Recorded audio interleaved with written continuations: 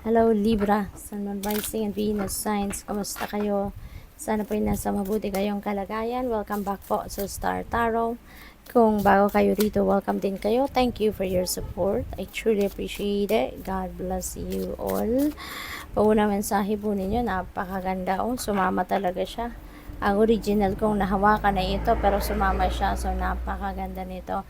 So, this is, wish fulfillment energy, si Nine of Cups, no? Kaya may mga wishes kayo dito that are coming to fruition. Meron mo na matutupad na mga heart's desires, mga dreams, no? Wishes ninyo pwedeng mag-unfold din yan sa buhay ninyo at this time, and you will be happy.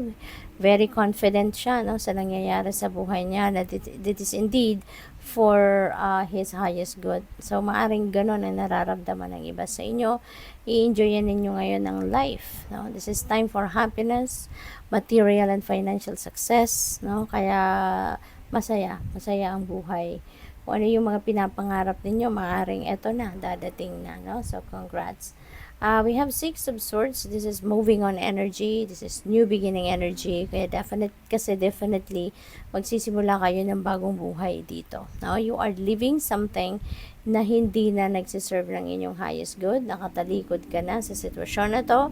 So, definitely, siguro matagal na kayong emotionally withdrawn from this situation. Kaya ngayon, na may pagkakataon na kayo, you are going to remove yourself physically from kung ano man ang nangyayari rito. You are leaving that troubled waters and you are heading towards calmer waters. So, kung saan kayo dito papunta, nandoon na yung ginhawa. Nandoon na yung pagkakataon para magsimula kayo ng bagong buhay na matiwasay, may peace, you know, maaring kung anong kailangan ninyo, nandiyan dyan. Maaring nandiyan na yung nandiyan na yung comfort, no, na maaring yun ang hinahangad ninyo. So, good luck po. We have Two of Swords. Ayan. So, maaring meron decision making na kinakaharap kayo at this time, no? At hindi pa kayo handang gawin ang pagdedesisyon na to. Maaring related dito sa pera. This could be financial decision that you are facing right now na hindi pa ninyo handang pagdesisyonan.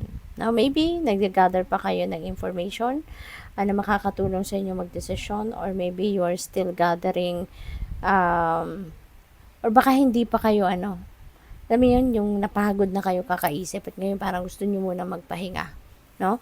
At stalemate muna tayo, parang ganon.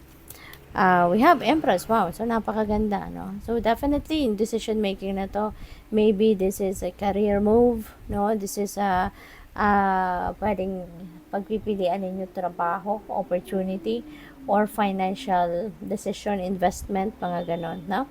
Kasi si Empress, financial, abundance and prosperity energy. Kaya maaring merong mga offers dito ng pagkakaperahan, investment, no, offer of investment, career path, business opportunity, mga ganon, no, ang paparating sa inyo rito na siyang maghahatid ng prosperity and abundance sa inyo. Kaya maaring iba-ibang klaseng oportunidad ito, no, kaya maaring nalilito kayo. Kaya yun ang kailangan ninyong pagpilian, yun ang kailangan ninyong pagdesisyonan, no. So, tignan natin kung ano pa ang mga mensahe para sa'yo. We have change. And definitely, maraming pagbabago na magaganap dito. Diba? Tignan mo, this is relocation, no? Aalis ka. So, definitely, there is travel, there is change of place of residence. Dito rin, no? Magbabago ang buhay ninyo, magbabago ang course of your life because of the pangarap, yung mga heart's desires ninyo na magka-come to fruition. So, that's going to open up a new door para sa buhay ninyo. Kung ano man ang decision na gagawin ninyo dito, that could be a life-changing decision then, diba? Opportunities, paparating. So, definitely, you are surrounded with change energy, no? Kaya kung anumang parte ng buhay ninyo ngayon ay maaaring magkakaroon ng pagbabago. We have generosity. Ayan. So, since pwedeng marami talagang pera ang dumating sa inyo rito, no? Talagang ngayon, you will be displaying your generosity.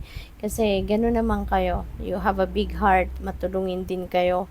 You're very generous, you're very compassionate. Kaya, walang duda kung sino man ang lalapit sa inyo, hihingi sa inyo ng tulong, walang problema.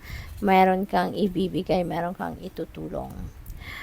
Retreat, this may be what you really need right now, lalo-lalo na kung kayo ay naguguluhan, lalo-lalo na kung kayo ay kailangan may pag-isipan, diba? Mag-retreat, spend time alone, magmuni-muni, reflection, introspection, mga ganon, so that makabalik kayo sa sentro, maging malinaw, no? Yung isip ninyo, maging magaan ang inyong pakiramdam. Okay? And that is going to help you na magkaroon kayo ng clear direction. We have patience. Ayan, ito rin. Baka ang iba sa inyo nagmamadali, nagra-rush, diba? Baka meron kayong gustong mangyari dito na, alam mo yun, gusto mong i-expedite, no? Pero may mga bagay na hindi natin kontrolado, diba? May mga bagay na hindi natin pwedeng madaliin. Kasi alam naman nating lahat, diba? Na everything happens in divine order and timing. Kung hindi ukol, no? Kahit anong gawin natin, balik-baliktarin man natin ang sitwasyon, it's not going to happen, diba? Kaya nga, may mga pagkakataon, may mga sitwasyon na kailangan natin ng iba yung pasensya, okay? We really need to be very patient at this time, okay? What else? We have Unakite, live in the now. Ayan, so, dito tayo sa kung ano ang nangyayari sa ngayon. Let's focus on the now. Let's focus on what is currently happening. Wag na tayong mag-focus pa 100% doon sa kung anong tapos na mga nakaraan na. Wag na natin balik-balikan pa yon. Ano lang yan, makakanega lang ng kung ano man ang dapat ninyong pagkaabalahan sa ngayon, diba? So, and also, instead of focusing too much, no, on making plans for the future, dito muna tayo, atras muna tayo, dito lang muna tayo sa present time. Ito yung i-enjoy natin, i-embrace natin, dito may mababago tayo, ma-adjust tayo, mapapaganda natin, maayos natin ang ating mga sitwasyon.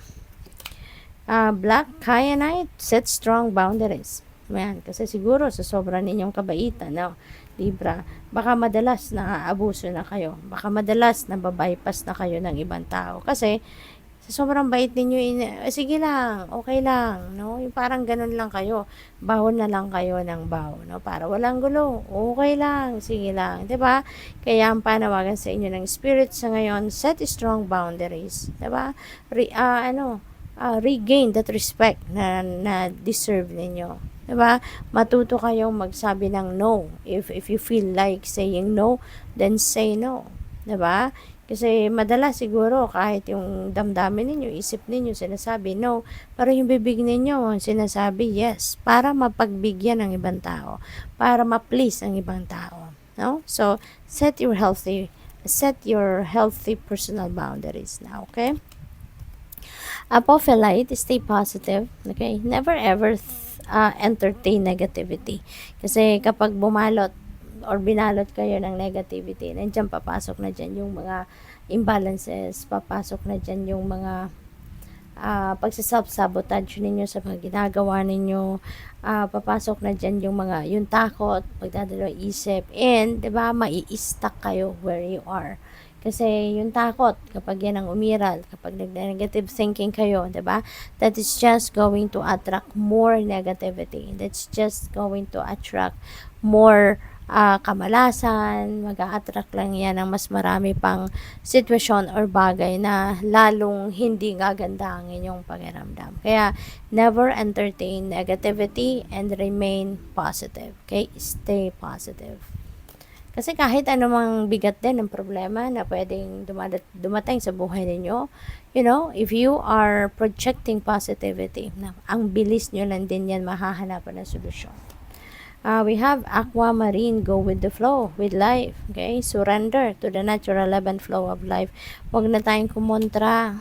No? Huwag na nating ipilit yung mga bagay-bagay na gusto natin mangyari. Kasi, ayahan na lang natin ng universe ang ang mag-unfold ng mga bagay-bagay, kung ano ang nararapat, kung ano ang tama, kung ano ang napapanahon. Okay? So, good luck. Thank you for watching. Love and light. Namaste.